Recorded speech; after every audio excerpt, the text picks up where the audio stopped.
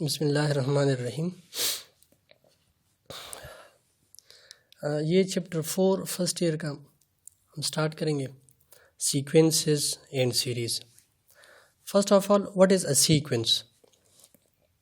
A sequence, the arrangement of numbers in a specific order is called a sequence.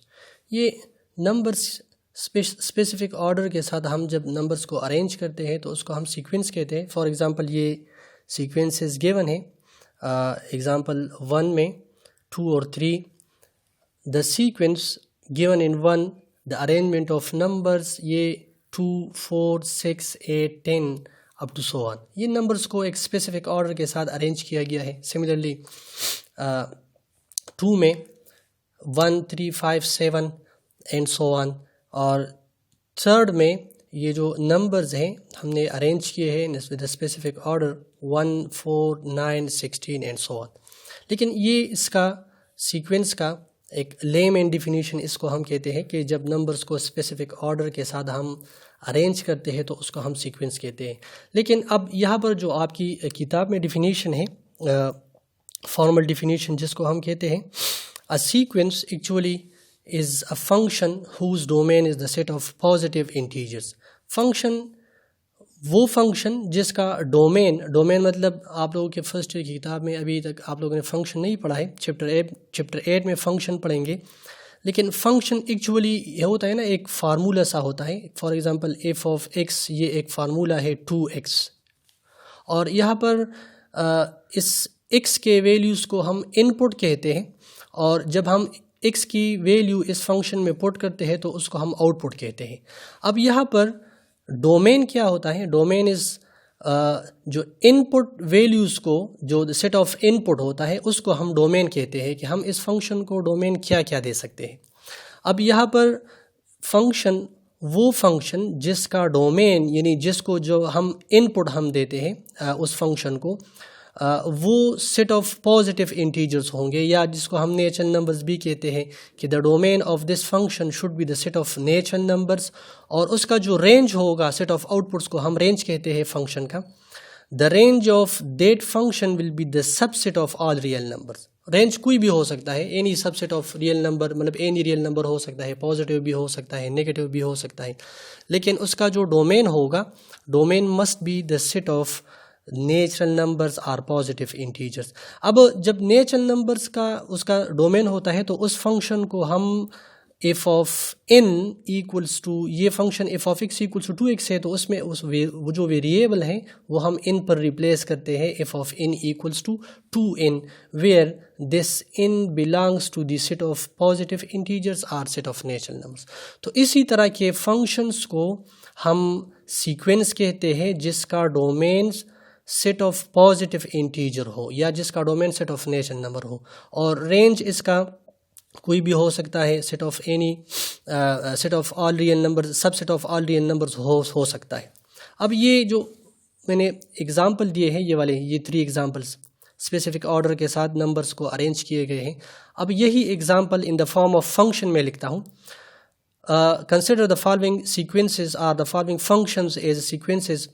First one है F of n equals to 2n, where this n belongs to n। इसका मतलब ये है कि इस function का domain क्या है, जो सेट ऑफ इनपुट्स हैं, that is the set of natural number, or हम इसको ऐसे भी लिखते हैं n belongs to this set which consist of elements 1, 2, 3 up to so on. अब ये जो फंक्शन है F of n equals to 2n, n belongs to set of natural numbers, so n will start from 1। For n equals to 1, यहाँ हमने 1 put किया, if of 1 यहाँ पर भी 1 पुट किया, हमें 2 मिल रहा है। और इसको हम कहते हैं the first term of the sequence. Sequence का ये पहला टर्म कहलाता है, डिनोटेड बाय a1। हम ये नोटेशन यहाँ पे ऐसे देते हैं, a1 से डिनोट किया जाता है। Similarly for n equals to 2, f of 2, तो यहाँ पर आप पुट करेंगे तो ये आपको क्या मिलता है, 2 मल्टीप्लाइड बाई 2 4 मिलता है। The second term of the sequence denoted by a2। For n equals to 3, if of 3, 6, the third term of the sequence denoted by a3 and so on. और generally for n equals to n, if of n, यहाँ पे हम n की जगह input करेंगे 2n आ जाएगा। It is called the nth term of the sequence and denoted by an। तो अब ये जो सीक्वेंस है ये वाला in the form of function जो हमने लिखा है, this sequence is now, thus the sequence is, ये इसके टर्म्स है A1 A2 A3 first second और third term up to AN. This is called the inner term which implies that first term हमें 2 मिला था, सेकंड टर्म 4 है, third term 6 है और इनर टर्म हमारे पास 2n है। तो ये वही सीक्वेंस है जो हमने ऊपर उस एग्जांपल में दिया था, the arrangement of numbers in specific order. ये वही सीक्वेंस हमें इस फंक्शन से मिल रहा। सिमिलरली अगर अच्छा ये नोटेशन जो है, when the inner term AN of a sequence is known we denote the sequence as, हम सिर्फ सीक्वेंस को डिनोट करते हैं उसके इनर टर्म से। AN अगर हमें उसका इनर टर्म गिवन हो तो हम सीक्वेंस को ऐसे डिनोट करते हैं AN such that n belongs to the set of positive integers or the set of natural numbers.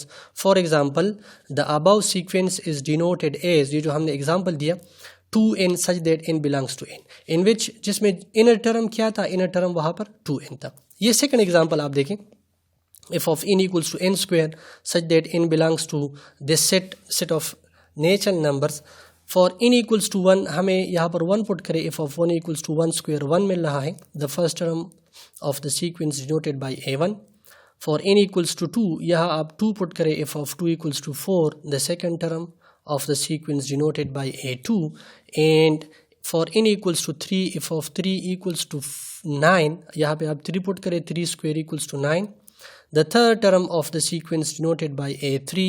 And in general for n equals to n if of n equals to n square which is called the inner term of the sequence denoted by AN. And the above sequences parenthesis में हम इसके terms enclose करते हैं A1 A2 A3 up to AN, और यहाँ पर A1 1 था, A2 4 था, A3 9 था अप टू n स्क्वायर, और सिंपली हम इसको सिर्फ उसके इनर टर्म से भी डिनोट कर सकते हैं n square such that n belongs to n। तो ये हम sequence in the form of function ए से डिफाइन करते हैं कि a sequence is a function whose domain is the set of natural numbers. अब यहाँ पर सीक्वेंस हमारे पास मुख्तलिफ सीक्वेंसेस हैं, एग्जांपल्स वो हम पढ़ेंगे, लेकिन सबसे पहले फाइनाइट सीक्वेंस क्या होता है और इनफाइनाइट सीक्वेंस क्या होता है। Finite sequence, a sequence is said to be finite if it's first and last terms are known, जिसका फर्स्ट टर्म और लास्ट टर्म क्या हो, नोन हो, उस सीक्वेंस को हम फाइनाइट सीक्वेंस कहते हैं। फॉर एग्जांपल ये एग्जांपल आप देखें, ये फाइनाइट सीक्वेंसेस इसको हम कहते हैं। ये एक सीक्वेंस है और मैं यही सीक्वेंस लिखता हूँ 2 4 6 8 अप टू 50। तो ये फाइनाइट सीक्वेंस है क्योंकि इसका फर्स्ट टर्म 2 है और लास्ट टर्म इसका 50 है। तो ये सीक्वेंस फाइनाइट है, मतलब हम इस सीक्वेंस के टर्म्स काउंट कर सकते हैं। अगर आप काउंट करें तो 2 से लेकर 50 तक इवन जो हमारे पास नंबर्स हैं, इवन पॉजिटिव इंटीजर्स हैं, वो 25 है। So the number of terms in this sequence are finite, और वो हम काउंट कर सकते हैं 25 है।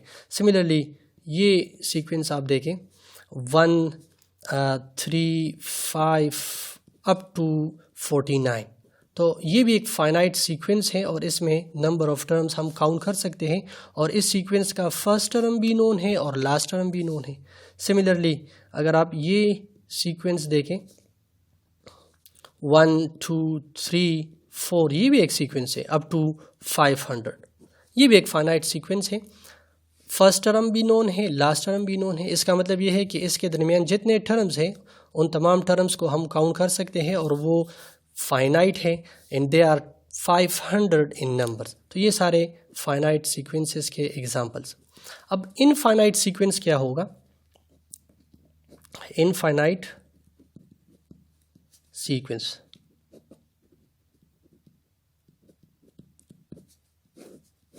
a sequence is said to be infinite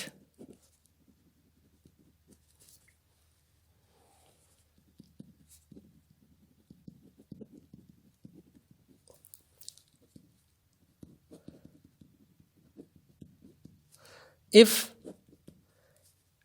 its first or last term are unknown or both are unknown। जिसका first term if it's first और last are both first and last terms are unknown, जिसका first term या unknown हो या last term unknown हो या दोनों first और लास्ट दोनों अननोन हो, तो उसको हम इनफाइनाइट सीक्वेंस कहते हैं और उसमें नंबर ऑफ टर्म्स हम काउंट नहीं कर सकते। फॉर एग्जांपल ये sequence 1 4 9 16 up to so on, ये इनफाइनाइट सीक्वेंस है क्योंकि इसका फर्स्ट टर्म तो नोन है लेकिन लास्ट टर्म क्या है, अननोन है, गिवन नहीं है। तो मतलब ये है कि there are infinite terms in this sequence. Similarly ये अगर आप देखें सीक्वेंस है -4 -2 0 2 4 अप टू 50। इसका लास्ट टर्म तो नोन है, ठीक है, 50 है, लेकिन फर्स्ट टर्म इसका गिवन नहीं है। तो इसका मतलब ये है कि इस सीक्वेंस में नंबर ऑफ टर्म्स इनफाइनाइट है, ये पता नहीं कहाँ से शुरू हुआ है, ये यहाँ पे पता नहीं चल रहा। सो इसमें नंबर ऑफ टर्म्स इनफाइनाइट है, so this sequence is called an infinite sequence. और ये example -4 -3 -2 -1 0 1 2 3 up to so on. तो ये एक ऐसा सीक्वेंस है जिसका फर्स्ट टर्म भी नोन नहीं है, लास्ट टर्म भी नोन नहीं है, दोनों अननोन है। मतलब ये एक इनफाइनाइट सीक्वेंस है और इसमें नंबर ऑफ टर्म्स हम काउंट नहीं कर सकते। So this sequence is called infinite sequence. अब एक और sequence, recursively defined sequence.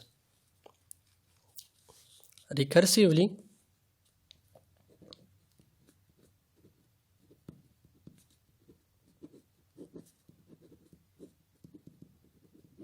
defined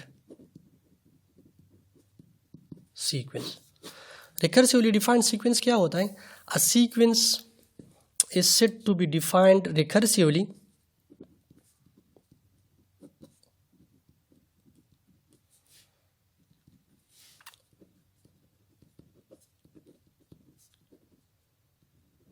said to be defined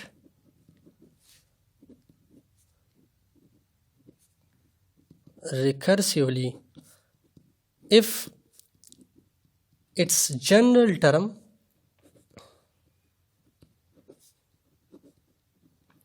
along with the first term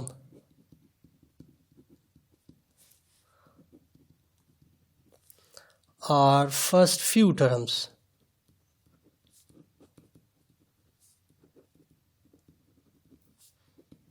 is given। Usually एक सीक्वेंस जब गिवन होता है, जब सीक्वेंस डिफाइन होता है, तो वो in term of its first inner term define होता है। जस्ट उसका इनर टर्म आपको गिवन होता है, तो वो सीक्वेंस हम कहते हैं कि sequence is defined if it's general term is known. अब रिकर्सिवली डिफाइंड सीक्वेंस और रिकर्जन फार्मूला भी इसको कहते हैं। वो क्या होता है? अ सीक्वेंस, वो सीक्वेंस जिसका जनरल टर्म तो नोन हो, ठीक है, general term, it's general term, लेकिन जनरल टर्म के साथ साथ आपको फर्स्ट टर्म या फर्स्ट 2 टर्म्स और फर्स्ट 3 टर्म्स और सिंपली हम कहते हैं कि फर्स्ट फ्यू टर्म्स, वो भी आपको जनरल टर्म के साथ गिवन होंगे, ठीक है। और जनरल टर्म के साथ वो जो फर्स्ट फ्यू टर्म्स आपको गिवन होंगे ना, तो उन फ्यू टर्म्स या फर्स्ट टर्म होगा या सेकंड होगा, अगर वो आपको गिवन नहीं है तो वो सीक्वेंस आप उसके जो आगे फर्दर टर्म्स हैं वो आप डिफाइंड नहीं, फाइंड नहीं कर सकते। फॉर एग्जांपल ये रिकर्सिवली डिफाइंड सीक्वेंस का example A1 equals to 1 and AN plus 1 is equals to AN plus N plus 1 where N starts from 1 2 3 up to so on। ये सीक्वेंस है ये उसका nth टर्म गिवन है, ठीक है, the general term or the nth term, और nth term के साथ साथ आपको फर्स्ट टर्म भी गिवन है, this is the first term of the sequence. तो a sequence is said to be defined recursively if its general term along with the first term or first few terms। अगर आपको sequence इसी तरह का given हो तो उस sequence को हम रिकर्सिवली डिफाइंड सीक्वेंस कहते हैं। अब इन यहाँ पे कहता है कि इन स्टार्ट्स फ्रॉम 1, तो इसके जो द फर्स्ट टर्म आपको गिवन है, सेकेंड टर्म फाइंड करने के लिए आप इन इक्वल्स टू 1 इस जनरल टर्म में पुट करें तो आपको यहाँ मिल जाएगा a1 + 1, तो a2 मिल जाएगा। राइट साइड में इनकी जगह आप 1 पुट करें, a1 + 1 + 1, इनकी जगह 1 पुट किया, this is equals to what is a1, वो 1 है, प्लस 1 + 1 से आपको 2 मिलता है, 1 + 2 = 3। So the second term of this sequence is 3। अब सेकेंड टर्म जब फाइंड करना है तो उसमें फर्स्ट टर्म यूज़ होगा, विदाउट द फर्स्ट टर्म आप सेकेंड टर्म फाइंड नहीं कर सकते। तो इसलिए इस सीक्वेंस में इन टर्म के साथ साथ आपको फर्स्ट टर्म भी गिवन है, क्योंकि सेकेंड टर्म में फर्स्ट टर्म यूज़ हो रहा है। अब थर्ड टर्म जब आप फाइंड करेंगे, यानी आप इनकी जगह जब 2 पुट करेंगे, यहाँ पुट करें a2 + 1, यहाँ पर आपको 3 मिल जाएगा। राइट साइड पे इनकी जगह 2 पुट किया, plus 2 + 1 is equals to a2। अब सेकेंड टर्म अगर आपके पास सेकेंड टर्म नहीं है तो आप थर्ड टर्म फाइंड नहीं कर सकते, एंड a2 = 3 वो आपके पास मौजूद है। 3 + 2 + 1 से 3 आता है, 3 + 3 6। सिमिलरली आप और 4 टर्म फाइंड करेंगे तो उसमें first term third term use होगा, फिफ्थ टर्म फाइंड करेंगे उसमें 4 टर्म यूज़ होगा, एंड सो ऑन। और द सीक्वेंस अब क्या है, the sequence is the first term 1, second term 3 है, थर्ड टर्म 6 है, and so on, this is the sequence. और इस सीक्वेंस को हम रिकर्सिवली डिफाइंड सीक्वेंस कहते हैं। अब यहाँ पर हमारे पास कुछ some special types of sequences हैं जो हम पढ़ेंगे, recursively defined sequences.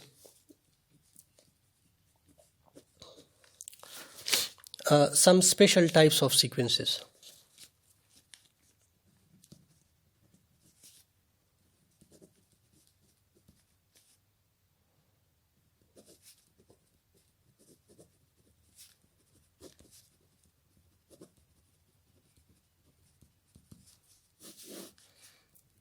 First one, triangular number sequence, जिसको हम कहते हैं triangular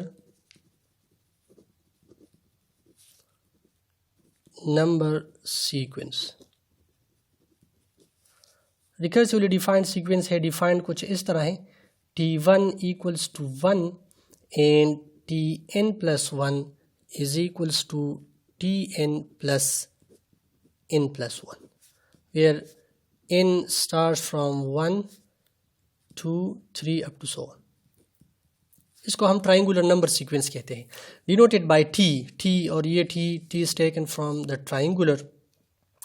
अब ये रिकर्सिवली डिफाइंड सीक्वेंस है, और ये वही सीक्वेंस है जो अभी हमने प्रीवियस एग्जांपल में पढ़ा। इनर टर्म आपको गिवन है और इनर टर्म के साथ साथ आपको फर्स्ट टर्म भी गिवन है, t1। अब जब आप सेकेंड टर्म फाइंड करते हैं ना, तो इनकी जगह इन्होंने कहा है कि इन स्टार्ट फ्रॉम 1, ये इन वैल्यूज़ ऐसे ले रहे हैं, 1 से स्टार्ट हो रहा है। फॉर n = 1 यहाँ पर आप पुट करें तो आपको मिल जाएगा t2, राइट साइड पे t1 + 1 + 1। अब t1 मौजूद है, गिवन है ऑलरेडी आपको, तो उसको 1 यहाँ पर पुट किया, एंड 1 + 1 से आपको मिलता है 2, 1 + 2 = 3, the second term of the sequence. Similarly इनकी जगह आपने 2 पुट किया, यहाँ पर पुट करें t2 + 1 3, राइट साइड पे t2 + 2 + 1 equals to what is t2, वो आपको गिवन, आपने फाइंड किया, 3 है आपके पास, 3 + 2 + 1, इससे भी 3 आता है, 6, the third term of the sequence. Similarly ये भी प्रीवियस जो हमने मैंने एग्जांपल पढ़ा वही एग्जांपल है। द सीक्वेंस इज, ये सीक्वेंस है 1 3 6, आप 4 टर्म फाइंड करेंगे तो वो 10 आएगा, and so on. This sequence is called triangular number sequence. Second, एक स्पेशल टाइप ऑफ सीक्वेंस है जिसको फैक्टोरियल सीक्वेंस कहते हैं। factorial sequence.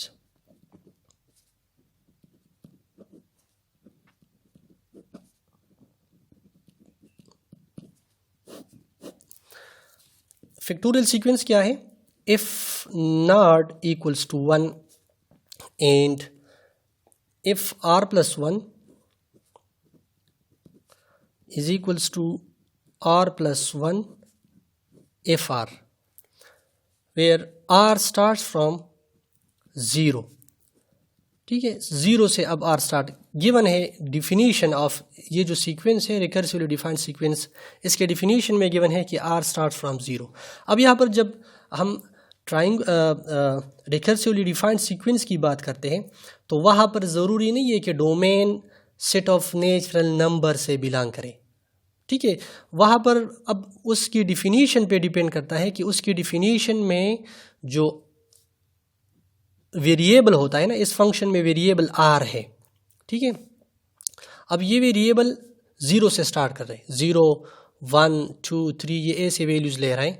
अब ये ज़रूरी नहीं है, हम जब सिर्फ सीक्वेंस पढ़ते हैं, sequence is a function whose domain is a set of natural numbers, लेकिन जब रिकर्सिवली डिफाइंड सीक्वेंस की बात होती है तो वहाँ पर ज़रूरी नहीं है कि उसका डोमेन भी सेट ऑफ नेचुरल नंबर या सेट ऑफ पॉजिटिव इंटीजर से बिलोंग कर रहा हो, उसमें 0 भी शामिल हो सकता है डिफिनीशन में.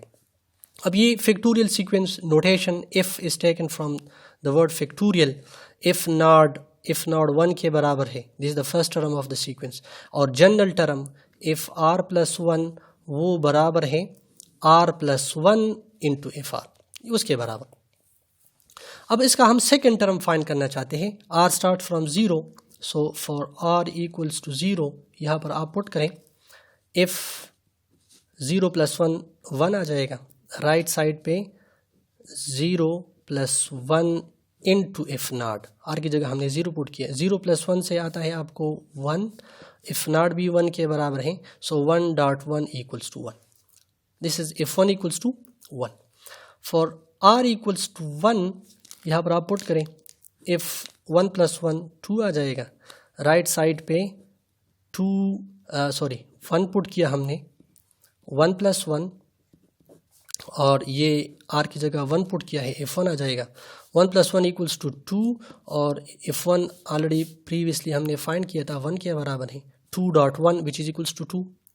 The second term of the third term of the sequence 2.1 ये 2 के बराबर है. ठीक है, फॉर r इक्वल्स टू 2 यहाँ पर आप जनरल टर्म में पुट करें, f3 आ जाएगा, राइट साइड पे 2 प्लस 1 इंटू f2, आर की जगह 2 पुट किया है. 2 प्लस 1 बराबर है 3 के, f2 बराबर है हमारे पास 2.1 के. मैं ये प्रोडक्ट ठीक है मैं नहीं कर रहा, मैं ऐसे लिखता हूँ क्योंकि अब इसका जो हमारे पास जनरल नोटेशन है हम उस जनरल नोटेशन की तरफ आते हैं. So the fourth term f3 that is equal to 6 actually, लेकिन 3.2.1 के बराबर. अब फॉर r इक्वल्स टू आप 3 पुट करें, एक टर्म मज़ीद फाइंड कर रहे हैं ताकि मैं इसको जनरलाइज कर सकूँ. अब 3 पुट किया, f3 प्लस 1 यहाँ पर आपको f4 मिल रहा है, राइट साइड पे 3 प्लस 1 इंटू f3, 4 और f3 3.2.1 के बराबर, 3. ये multiplication 3.2.1 which is actually equals to 24. 4 3s are 12 and 12 2s are 24, लेकिन मैं ऐसे लिखता हूँ प्रोडक्ट की फॉर्म में. अगर आप देखें ये जो सीक्वेंस है, the sequence is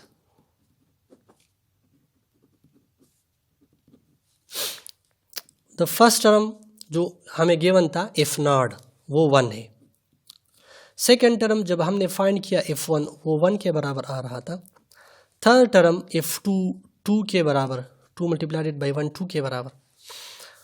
similarly f3 हमारे पास 3 2 टाइम्स 6, f4 हमारे पास 24 के बराबर and so on.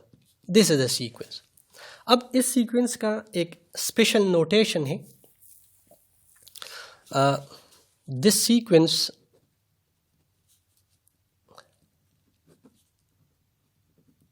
is called factorial sequence and it has its special notation. This sequence has its special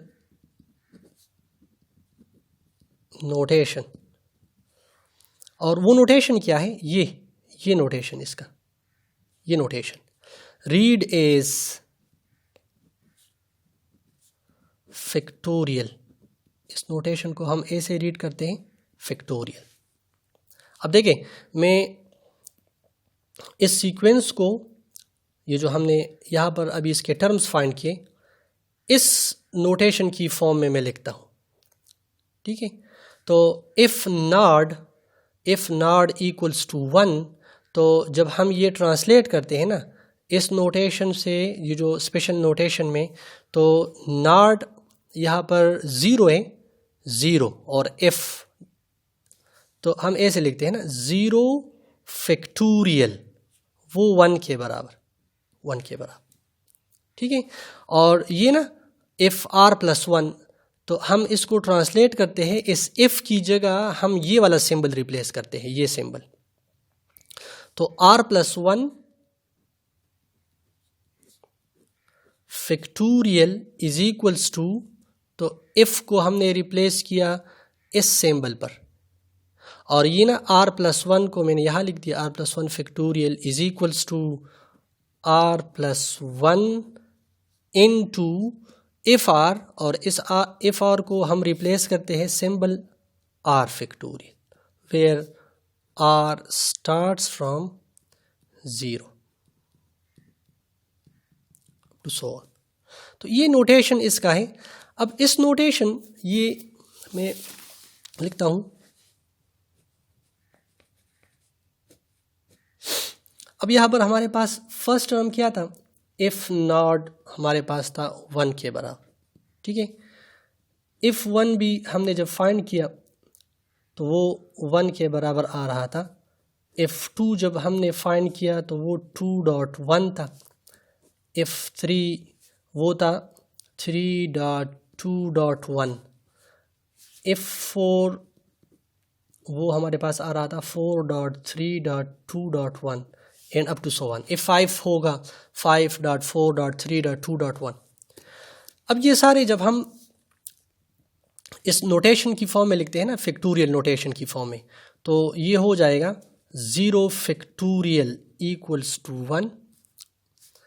यहाँ पर 1 और इफ़, इस इफ़ को रिप्लेस करते हैं फैक्टोरियल साइन पे, सो 1 फैक्टोरियल वो 1 के बराबर है. 2 फैक्टोरियल 2.1, 3 फैक्टोरियल 3.2.1. ठीक है, सिमिलरली 4 फैक्टोरियल, ये F4 नोटेशन हमने चेंज किया, 4 factorial equals to 4.3.2.1. Similarly 5 factorial क्या होगा? 5.4.3.2.1 एंड सो ऑन. तो ये 24 के बराबर है. ये आप प्लॉट कर लें तो ये मेरे ख्याल में 120 के 5 फैक्टोरियल 120 के बराबर होगा एंड सो ऑन. तो ये फैक्टोरियल सीक्वेंस है. अब ये इसमें एक स्पेशल एक जो इम्पॉर्टेंट चीज़ है यहाँ पर, वो ये है कि अब देखिए 5 फैक्टोरियल है ना, तो ये बराबर हमारे पास आ रहा है 5 × 4 3.2.1. दिस इज इक्वल्स टू 5 लिख दिया. अब 4.3.2.1, क्या ये 4 फैक्टोरियल नहीं है? तो 5 फैक्टोरियल को हमने लिख दिया 5.4 फैक्टोरियल. सिमिलरली 4 फैक्टोरियल चूँकि वो बराबर है 4.3.2.1 के, ये 4 लिख दिया मैंने. 3.2.1 वो 3 फैक्टोरियल के बराबर, 3 फैक्टोरियल के बराबर. So in general n factorial where n is any number, वो बराबर होगा n into n-1 फैक्टोरियल. ठीक है, जिस तरह 4 बराबर था 4.1 लेस देन 4, तो वो 3 है ना, 3 फैक्टोरियल. सिमिलरली n फैक्टोरियल बराबर होगा n into 1 less than n, तो वो n-1 है, उसका फैक्टोरियल. हम इसको ऐसे भी लिख सकते हैं n. अब ये n-1 फैक्टोरियल बराबर होगा n-1 1 less than n-1 factorial. तो 1 लेस देन n-1 क्या होगा? n-2 होगा इन इट्स फैक्टोरियल. ठीक है, तो ये ऐसे हम लिखते हैं फैक्टोरियल को इस फॉर्म में हम लिखते हैं। This is called factorial sequence. एक लास्ट हमारे पास सीक्वेंस है पास्कल सीक्वेंस, जिसको हम कहते हैं पास्कल सीक्वेंस।